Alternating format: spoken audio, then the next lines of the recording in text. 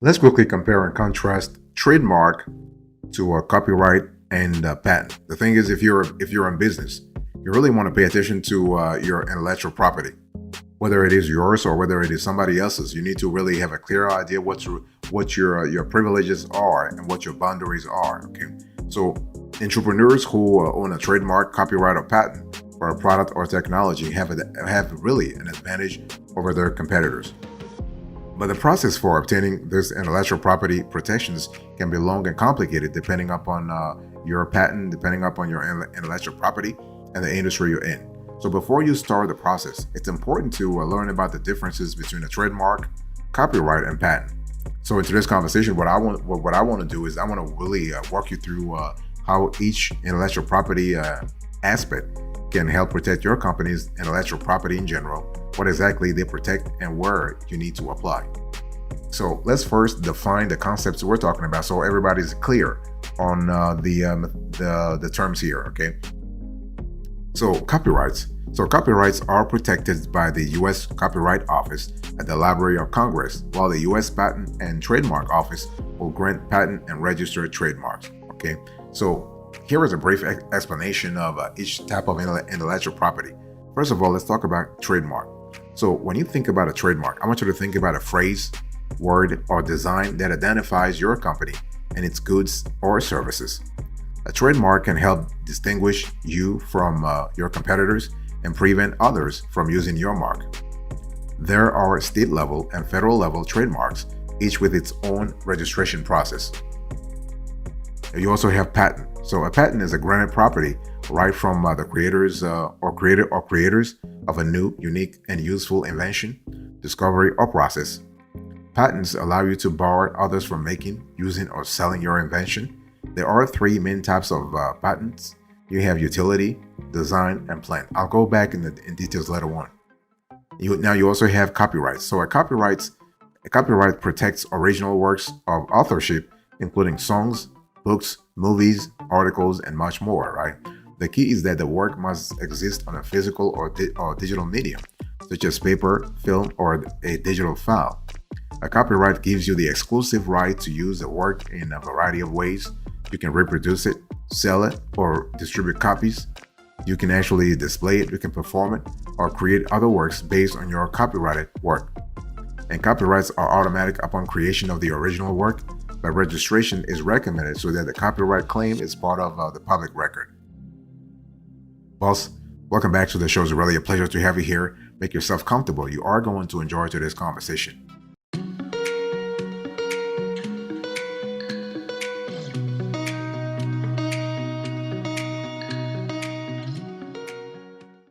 Now, when we talk about trademark versus copyright versus patent, there are some advantages of obtaining copyright. Okay, let's talk about that. First of all, a copyright is granted the moment you create an original work in a tangible form or a fixed form. It has to be tangible. It has to be concrete. Okay, so it's automatic. But unregistered works may be difficult to prove in the case that someone else uses or steals your work. And you can only file a copyright infringement lawsuit if your copyright is registered. That's why we always recommend registering with your work with the U.S. Copyright Office to make your copyright claim public record. Okay, so this basically gives you an extra layer of protection because it's your work, right? So those are the advantages of obtaining copyright. So what are the advantages of receiving a federal trademark? Well, receiving a trademark means your competitors cannot register the same or a deceptively similar trademark in the same class of goods or services where your trademark is registered. Registration creates a public record of your trademark ownership, and really it allows you to use the R symbol. You see the R, and so helping you establish legitimacy and trust with your customers and ward off counterfeiters. The federal trademark also gives you additional ways to enforce the mark and paves the way for registering your mark in other countries. So let's talk about the advantages of having a patent approved. So innovations can take years to create and sometimes they are very expensive, right? So receiving a patent ensures that you will have the opportunity to profit from your hard work. Think about it. Like if you have a medication, let's say you have a medication that takes, say, 5 years or 10 years to do some R&D, research and development. You really want to really reap the rewards once that medication really is approved by the FDA. That's just an example.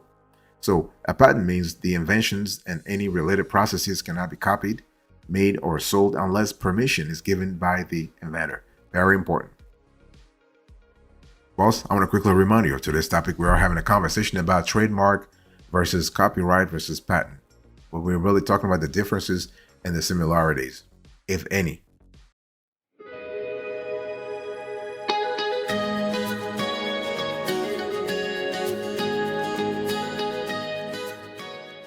Now, I really want to go back to patent because it's one of those things where we are, because I really want to elaborate a little bit. I want to talk about utility patent. I want to talk about plant patent. I want to talk about design patent. So we have a clear idea. So when you think about a patent, think about a document that safeguards an original invention for a certain period of time and is granted by the United States Patent and Trademark Office, USPTO. So by granting the right to produce a product without fear of competition for the duration of the patent, an incentive is provided for companies or individuals to continue developing innovative new products or services. So there are three types of patents. So utility, plant, and design. Let's talk about that.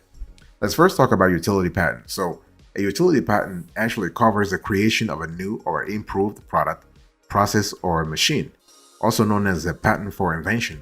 It bars other individuals or companies from making, using, or selling the creation without consent. So they got to have consent from you if you're the patent owner. Utility patents are good for up to 20 years after the patent application is filed, but require the holder to pay regularly scheduled maintenance fees. So while most people associate patents with machines and appliances, they can also apply to software, business processes, and chemical formulations such as in pharmaceutical products. So that's for utility patents, right? Now let's talk about plant patent. So a plant patent protects a new and unique plant's key characteristics from being copied, sold, or used by others. It's also good for 20 years after the application is filed, and the plant must be asexually reproducible, with reproduction being genetically identical to the original and performed through methods such as root cuttings, bulbs, divisions, or grafting and budding. So here we're speaking about plant in the biological way. We're not speaking about factory here. We're talking about like a seed or a plant. Okay, but yeah. So this is for the plant patent. You also have a design patent. So a design patent applies to the unique look for a manufactured item. So for example, an automobile with a distinctive hood or headlight shape. These visual elements are part of the car's identity and may add to its value. However, without protecting those components with a patent, competitors could potentially copy them without legal consequences.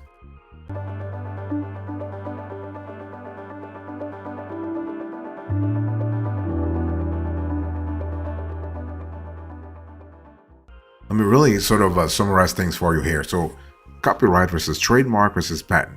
I want to give you a quick overview, like a summary, if you will. So when you think about trademark, it is just it is a phrase, word, or design that describe what your company does or sells. A patent grants property rights to the creators of a new, unique, and useful invention, discovery, or process. And so there are three types of patents: utility, design, and plant. And copyright is a form of intellectual property that protects original works of authorship that are fixed in a tangible medium. So this is really important. So let me give you an example. So for trademark, McDonald's slogan example, I'm loving it. The logo example, the golden arches, those are trademarks. In terms of patent, the design of the iPhone, Bluetooth data transfer and technology. Okay. And for copyright, you have logos, illustrations, blog posts, websites, articles, advertising copy, photographs. Those are really important element. One thing I need to say here is that you cannot copyright names, individual words, or simple phrases. And the length of protection, really, a trademark can last forever, but you must file periodic maintenance and renewal paperwork starting 5 years after registration. For a patent, we're talking about 20 years. And copyright, that's really, in general, this is the life of a copyright actually is active for the life of the author creator plus 70 years for works made for hire, works created for a business under a contract that gives the business the copyright. That's 95 years from publication or 120 years from creation, whichever is shorter. In terms of the application cost, the initial fees for let's say a trademark here is $250 per class of goods and services. For a patent, you're talking about at least $80 plus fees for search and examination fee, depending on the size of the company. And for a copyright, we're talking about $45. Boss, I want to quickly talk to you. I want to remind you of today's topic. We are having a conversation about trademark versus copyright versus patent.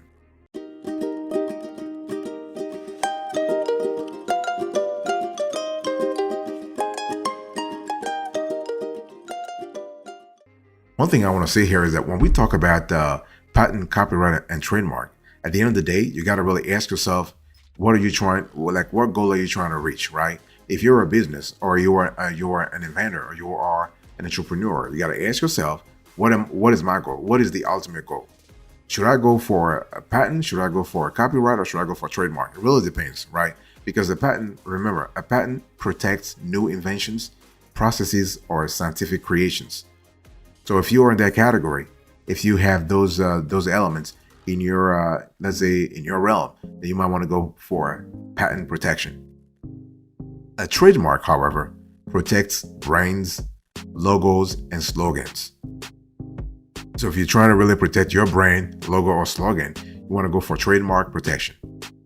And a copyright protects original works of authorship. So if you're a singer, if you are a poet, if you're a writer, you're trying to really protect original works of authorship, you want to go for copyright. So at the end of the day, it's one of those things where you got to ask yourself, am I really looking for it? Like, what am I looking for? The one thing that's very important to know is that if you want to go for a patent protection, you got to really have an extra layer of protection in the sense that you need to choose which type of patent you want to go for. Remember, as I think I just said this a few minutes ago, there are 3 types of patent. You have design, utility, and plant. So those are really important. So utility patents are for new discoveries, compositions of matter, machines, or processes, right? So again, going back to what I said, depending on what you need in your intellectual property protection, you want to go for patent, then think about it. Plant patents are for anyone that discovers or develops and essentially reproduces a new variety of plant. Again, we're speaking here about plant in the biological way. You also have a design patent, which is for anyone that creates a new, original, or ornamental design. So when we talk about trademark includes words, phrases, designs, or any combination of this that particularly identify a goods or service. So the bottom line is what? The bottom line is you need to really be clear as to which type of goal you want to reach before going after patent, copyright, or trademark.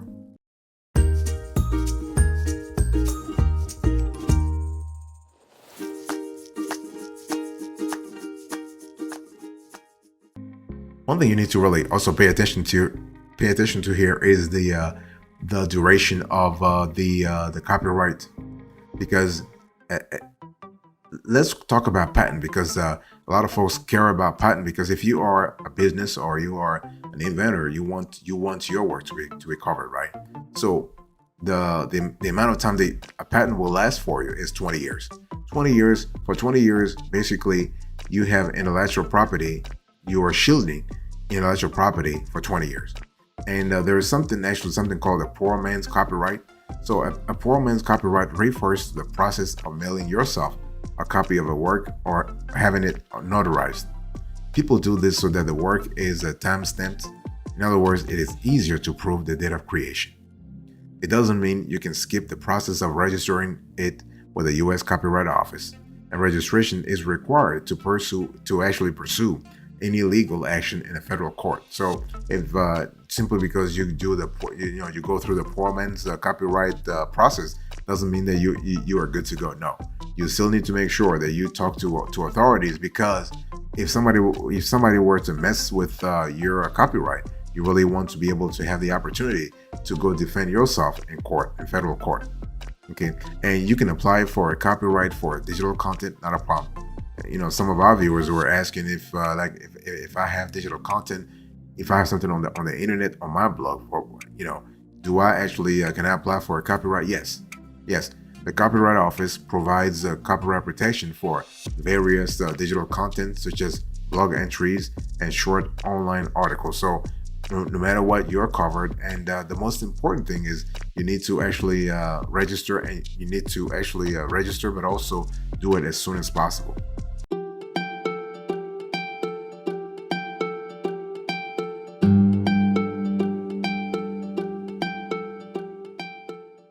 Now, I want to say before closing to this conversation is that when we talk about trademark, a trademark is an important element, but it's not something that has a long duration, really.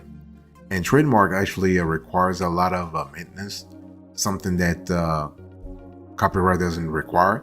So once you have registered your trademark, such as your business's name, with the United States Patent and Trademark Office, the PTO, and the process is complete, the trademark lasts for 10 years from the date of the registration. 10 years. But there's a caveat here. Every 5 years after receiving or renewing the trademark, you must file a paper, a process, an affidavit with the states where your business is registered, in that the trademark is still valid. As long as you continue to keep the trademark in use, file all of the required maintenance forms for your trademark before your 10-year anniversary is up, and pay all the required fees. You got to pay the fees too. You can maintain your trademark indefinitely. Okay, and so the thing is that the trademark, like if you want to trademark a logo, you will need to submit your completed application to the United States, to the USPTO, in order for your application to be considered complete. You also need to include the fee, which really depends on which of the two filing options you choose. The T's Plus, which is like $250 per class of goods and services, and the T's Standard, which is $350 per class of goods and services. So we talked about how to trademark a logo on another show, so I'm not going to go into details here, but just remember that at the end of the day, it really depends on because those are additional costs, but those costs must make sense from a business perspective, right? Because otherwise, why would you go through the whole thing of shielding yourself from certain legal things? It's because it must be worth it for your business. And the cool thing is you can write off those costs. You can write those costs off when you file your taxes at the end of the year.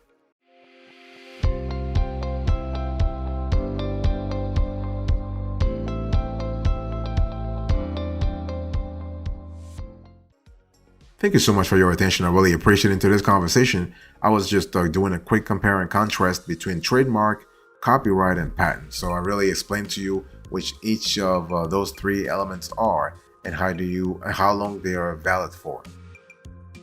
Thank you so much. God bless you. I'll see you next time. Until then, remember, stay marvelous.